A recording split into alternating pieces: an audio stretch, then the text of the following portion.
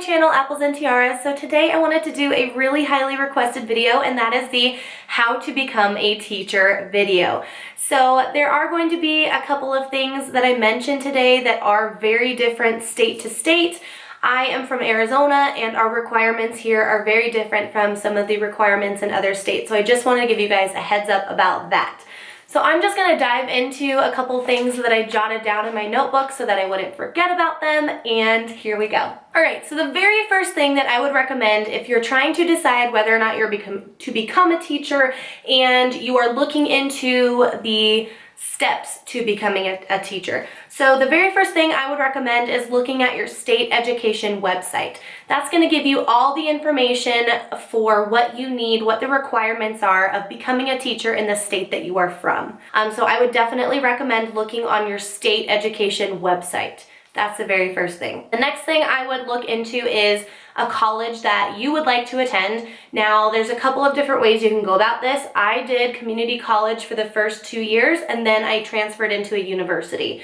I did get my associate's degree in elementary education and general studies, and then I moved on to into my bachelor's degree for elementary education. So I would definitely look into some state colleges that have teaching programs. Now, I know California is different. I know they don't really have an elementary education degree as far as the colleges that I looked into, because I did consider going to California for college. The ones that I looked into did not have that. It was called a different degree. So really look into that. Call a college counselor, ask them questions, tell them you want to become a teacher. They will be able to tell you what steps you need to take. The very first part of becoming a teacher in college is service learning. This is what's going to be done during your pre-program classes. So this was my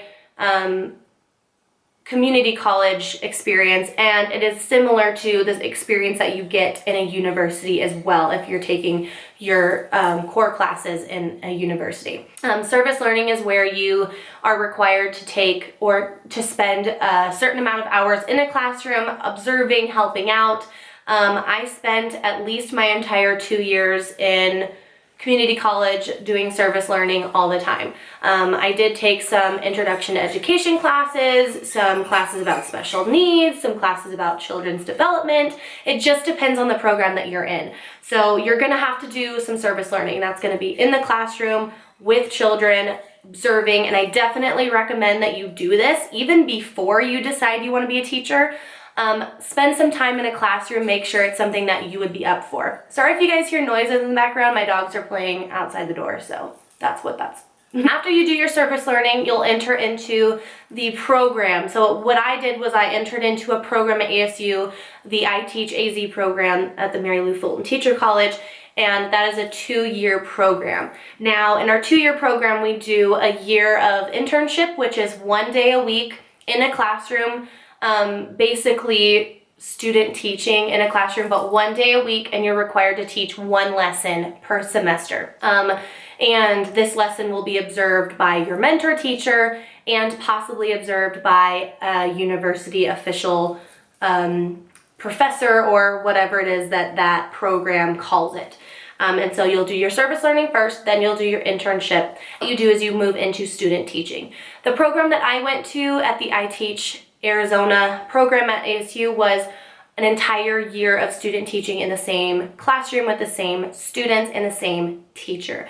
Now, because I graduated in December, I did have the opportunity to see the end of the year and then beginning of the year. So I didn't get the same students for an entire year. I had 2 sets of students, which was kind of cool. But depending on when you're going to graduate is what you will see. If you're going to graduate in May, you'll start the school year, you'll go all the way through. And in your student teaching, you will be required to teach lessons. You'll be able to take over the class. It just kind of depends on your program. At my program, we had to take over 1 subject at a time and progressively add subjects until we were teaching all subjects and taking over the entire class as the teacher would.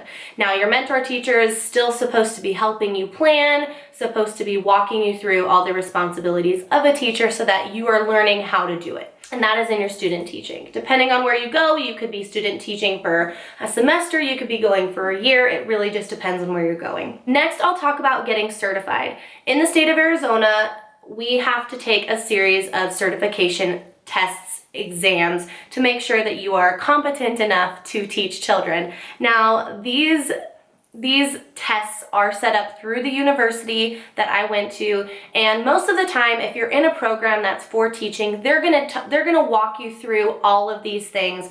They're gonna help you schedule when to take your test. They're gonna help you with studying for your test. It really just depends on where you are going, but you will have to get test certified. You will also need your transcript. So when you go to get your certification, you're gonna need your testing scores, you're gonna need your transcripts, and there's a couple of other items. It really just depends on where you are. You'll also need recommendation letters from mentor teachers. Sorry, that's my phone. From mentor teachers, I would say principals, I would say other teachers that you've worked with. Basically, any person that's in the education field that can recommend you, I would ask for a recommendation. Get friendly with the principal that you're working with when you're in student teaching. Get friendly with the teammates. Get friendly with the staff. Anyone that you can really ask everyone for advice, because these are the people that are going to be writing you recommendations. You're also going to want to include any trainings that you went to. So if you joined your mentor teacher to any professional developments, or if you attended any on your own, you're going to want to include those when you go to certify. And then of course you're going to want to make a killer resume and a killer cover letter explaining why you are there, why you're wanting a job. And that leads me to the next part, which is applying for jobs. Now, you're gonna wanna put together a portfolio of things. You're gonna want your cover letter, your resume, your letters of recommendation, your PD, that's professional development. And then if you can get a hold of them while you're student teaching, consider asking your mentor teacher for your students' data. That could be something that's really, really powerful. Being able to explain to a future principal what you did with the students that you were teaching while you were student teaching, and what successes you had. I also recommend that each school district has a website, and most of the applications are submitted through those websites. I know that the districts that I've worked for, they've all been online based. But you can always take your portfolio to the schools and just ask to meet the principal. Say, hi, I'm here because I'm fresh out of college. I'm looking to find a teaching home, and so here's my information. And then they really like to be able to see that you're coming in, that you're taking an initiative to come in and meet them. And then the very last thing, obviously, is interviewing for a job. When you're interviewing, there's going to be a lot of questions that you're going to be confused on because you don't have a lot of experience. So you're going to want to bring in all your experience from your student teaching, talk about what you did with those students, talk about what your plans are, and it really just depends. The university that I went to, we did mock interviews, and principals from the districts were invited to come in and do mock interviews with us, and it was really, really helpful. You could probably also ask some of your friends that are already teachers what types of questions you were asked, so you could be prepared for that, but it really just depends on where you're going. So you're going to want to just be honest with them, and then have a plan for what is it that you're going to bring to your classroom, and what plans do you have to do once you're there. So those are all of the things that I can really give you guys about becoming a teacher. Like I said, it really just varies state to state depending on your state's requirements, your university's requirements, your programs. But I will say that it's all definitely worth it. Most programs will certainly prepare you for this job, for this profession, and just get yourself in college and then go from there. Really just invest your time in becoming a wonderful teacher, and hopefully these steps helped you guys. If you have any other questions, please don't hesitate to ask in my comments. And yeah, I hope you guys enjoyed this video, and I look forward to the next one. So thank you so much, guys. Have a magical day.